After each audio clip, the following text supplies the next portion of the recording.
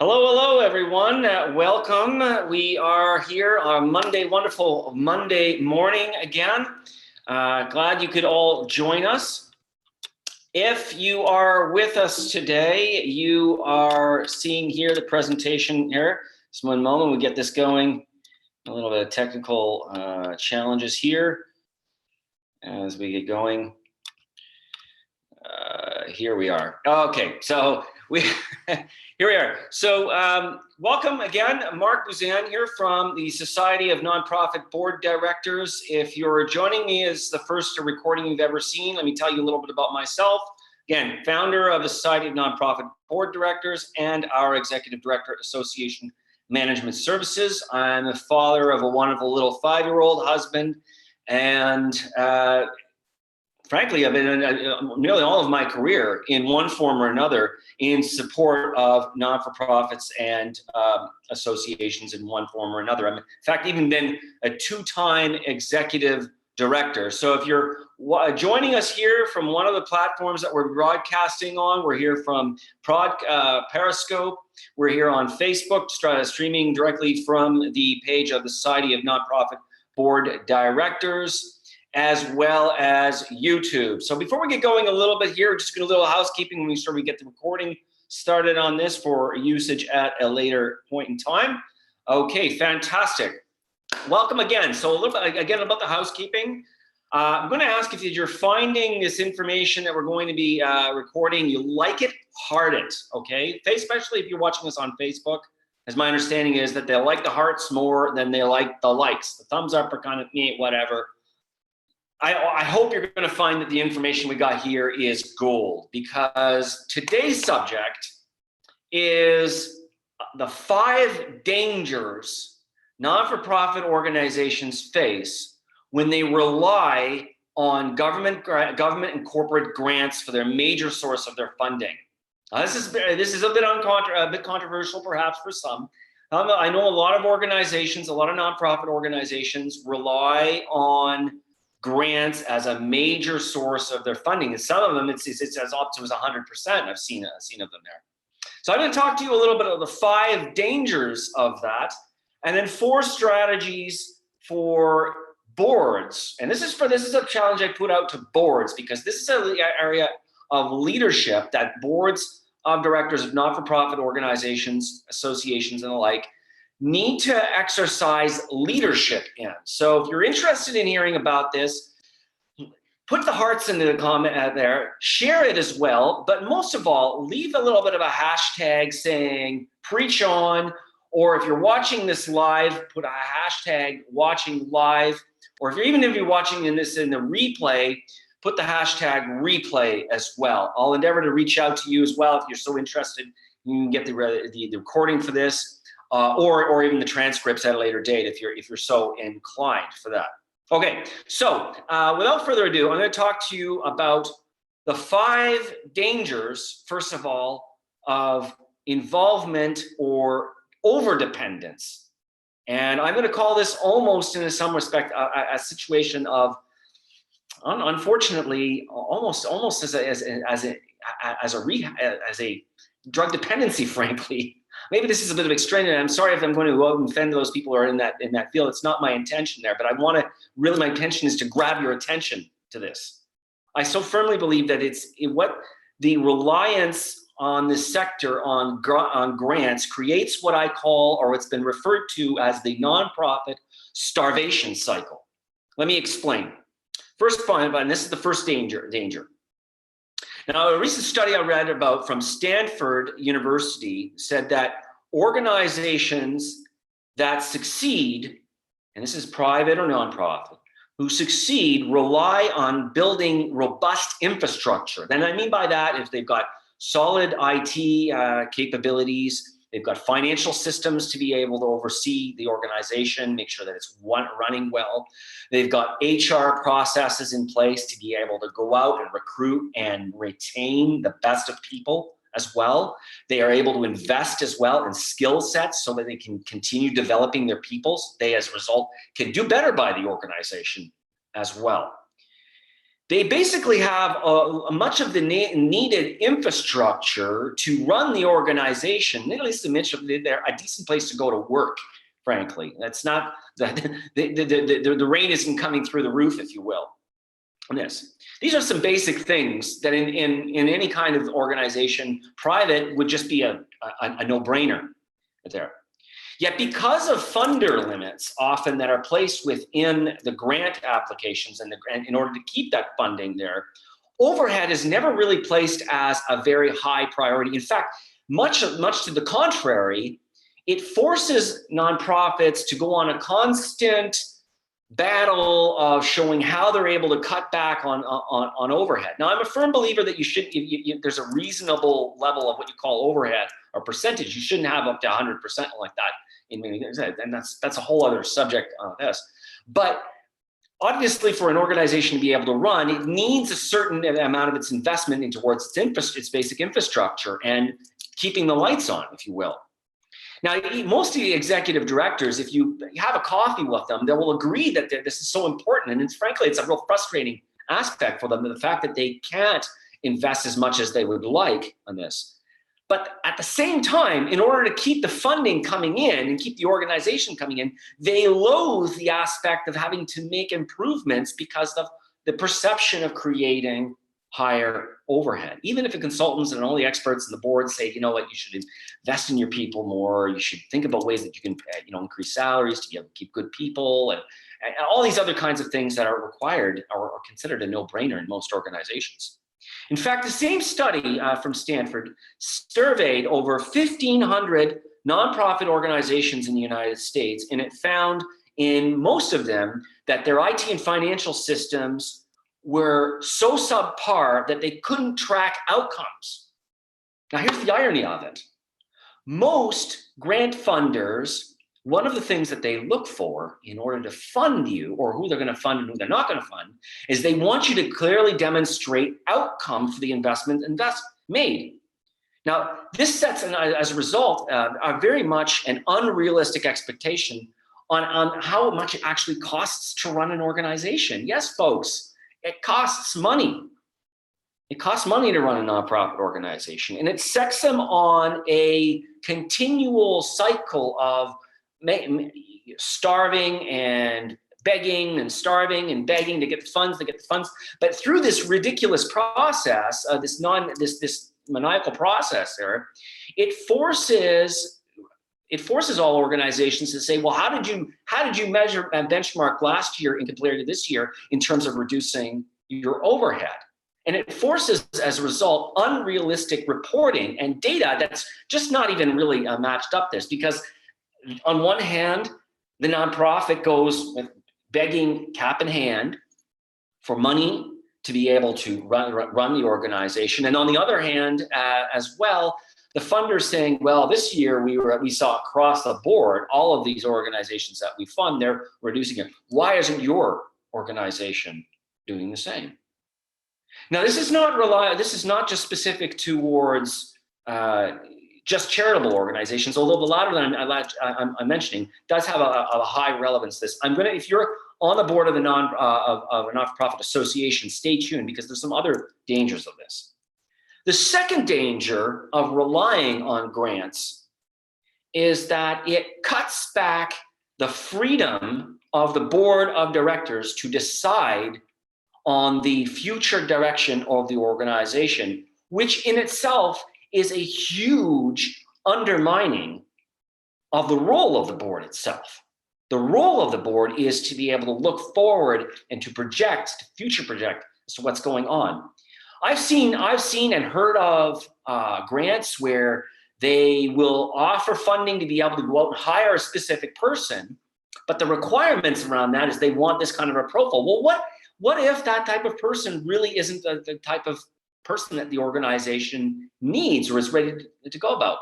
What happens if, for example, the amounts being offered in the grant to hire that person are not set in tune with the market standards to be able to get the best and brightest people in this? And then there's the other aspect of it as well, is that not always do these funding amounts account for all the extras that come about with hiring somebody. When you hire somebody, you're not just responsible for their salary. You have benefits to consider, if you're able to offer them at all. You have other payroll requirements and remittances that have to go to government institutes. That's sometimes, depending on where you are in this world. I can speak for Canada, and from what I've heard a little bit in the United States, but in Canada, it can be as much as 1.4%, 1.4 times, sorry, the salary, those extra costs there. I've heard in the United States can be sometimes as much as 7 times, frankly, of the challenge there. So these factors have to be thought about. The other aspect, and I'll get on to as well, is that often these funding organizations have little pet projects about what they think is important. And as a result, it doesn't allow the board independence of thought to be able to project and where it sees the biggest factors is. It has to go, again, cap in hand, explaining why the big issue of this. And it forces often, and I've seen this, organizations where trade associations, where their mandate might not necessarily be, it might be more about representing their members or advancing professionalism in their profession or their trade. But because they need a little bit of extra, think that they're going to be able to get a little bit extra, that they go off and they create a whole separate pet project program that's in line with what a given government wants to do or a funding agency wants to do. That really just sets the whole mission off on a whole tangent on this. And then the whole bigger question is, and this is the irony of it, this is the kicker of it, sometimes these funding organizations will even have the call to ask you, how will you sustain this funding or this program should the funding end? Well, that's a good question you need to be asking yourself. Do you really want to be going down this path? The third reason why this is such a dangerous factor is that in the search and the continual goose hunt, frankly, after these grants, often nonprofit boards fail to ask themselves the fundamental question of how do we factor in the time and the staff time needed to be able to search, hunt for, reply, and tailor all of these grant applications in relation to the money. Let me explain. The study that I mentioned earlier brought in another really interesting factor. It found that sometimes as much as 31% of a grant value, okay, the grant value money, was actually spent in servicing, administering, searching, and servicing and administering the grant itself. 31%. So assuming, and that's in staff time. Now this is a factor maybe that's not built into this. Maybe from the private sector, at least in the agency world or private professional services, where everything is timed down in block hours, this is a factor that's important. But it's really important as well when you've got a small organization and resources, your human capital is so important, it has to be maximized. So think of it this way. Assuming you had a $100,000 grant, okay, sounds great for a small charitable organization, association, whatever that is. But it costs you in staff time, if that staff time were to actually bill out $31,000 to actually administer it, okay, fair, and you're still left with a 65 or whatever, the 60 odd grand or so that's left over of this. 69 there. How much have you really gained out of this? Has it been really worth the incremental gain that you've had on your budget line? Whereas often enough, the interesting thing is that because much of these funders are cognizant of this, or they think they're cognizant of this, they have really, in generally truth, no idea how much it actually costs to be able to administer these things there. They mandate sometimes that no more than 13% of the value of the grant be dedicated to its administration. So there's some really serious imbalances between the two. The fourth biggest reason or danger is that, as I think I might have mentioned, and this is particularly, I see this happening, this thirst for grants comes among startup organizations. The truth of the fact matter is that most grant funding organizations want to have some kind of proof of concept, the fact that you've actually made it somewhere, that you've had an impact as well. So they want a history of success.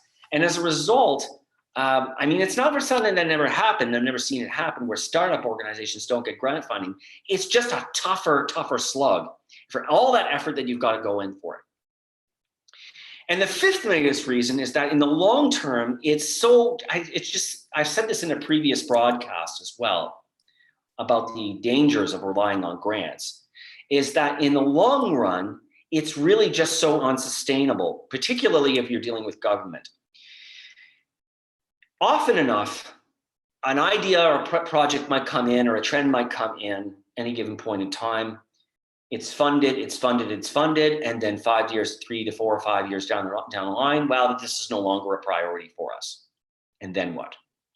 Or on the flip side, I've heard of stories of trade association had gotten funding for a educational training program that would help their members to be able to educate them on learning the trade and picking up the trade. They got the funding, and because of the very economical ability that we were able to offer to their members, that attracted members in. But the moment the funding was no longer there, the moment that the funding was not able to continue doing the project, well, they dropped the value of the organization. And those members that they had acquired who wanted to join because of the program said, well, you know what, we don't really see the value. See, the organization, what this association did is it put on a false sense of security onto the organization. If you really want to go down the route of granting, my recommendation is that you set a goal, a longer term goal, that no more than 20% of your budget and your revenues should come from granting. You don't want to be dealing with or getting into bed with a fair weather partner. You want partners that are going to be with you in the long run. So instead of getting into bed with grant there, instead of relying on the constant nonprofit starvation cycle, instead of this, I'm saying almost a codependent reliancy, I would call it, on grant funding organizations, I'm going to recommend to you 4 things that you do. If you're really interested in learning a little bit more about what that would look like, heart this, make a little comment down below and share it, and leave me your thoughts on this. Okay, get the word out again. We're out on Periscope, we're on YouTube, and we are on Facebook through the Society of Nonprofit Board Directors page. Okay, so the first thing that you need to be doing to get yourself off this is a longer term, a 4-step process. Is one, you as an organization, you as a board, need to be insistent upon building up your donor or prospect list. And what I mean by donor or prospect list, that can be either donors, it can be prospective sponsors, it can be members, or well, if that's what your thing is about. The second thing that you need to be doing is you need to be establishing a very clear long-term strategic plan that includes a fundraising or a revenue generation plan. If you're charitable, that's a fundraising plan. If you're a nonprofit association, well, then that could be part of your business plan. It could be part of your strategic plan going forward. It needs to include plans for how you're going to diversify the organization's funding and revenue sources for its long-term sustainability. And third, getting back to what I said before about committing to grants only if it meets one of the 4 following conditions. 1, if you look at a grant that comes before you and you're confident you meet every single one of the grant requirements, bang on, and you can say that with absolute confidence. 2, you're willing to do extensive research on finding the right ones. There's a lot of them out there, but they all have their little pet projects as well. And you're willing at the same time to invest important staff time or volunteer time into writing a tailored response to each and every single one of those funding requirements. 3, you already have some funding as well. That's funding is already that's been guaranteed, or that you've had an experience perhaps in this or a similar area as well. That certainly helps. And 4th, understand that more often than not, first-time applications are not accepted. That's the stats on this, folks. So commit to the grants only if you understand those 4 elements. And fourth, as well, you need to be, as an organization in this online era, thinking about the development of your online outreach and fundraising efforts, whether that's reaching out towards stakeholders and funders, potential sponsors, members, donors as well. Folks, these are the four areas that you should be thinking about long term. It's not going to fix the wheel there, you fix your situation immediately, but in the long run, this is going to set your organization on a much more sustainable path towards what I call nonprofit rehab, financial rehab, nonprofit financial rehab. If you're really interested in learning more about this, you can find out more, reach out to me directly, Mark Buzan. I'm here on Facebook, as I mentioned, on Periscope and on YouTube. Send me a comment, reach out, love to have a conversation with you as well. You can find out more about the Society of Nonprofit Board Directors at nonprofitboarddirectors.org. And look, thank you so much for listening and for sharing, and I hope to have more dialogue with you in the near future.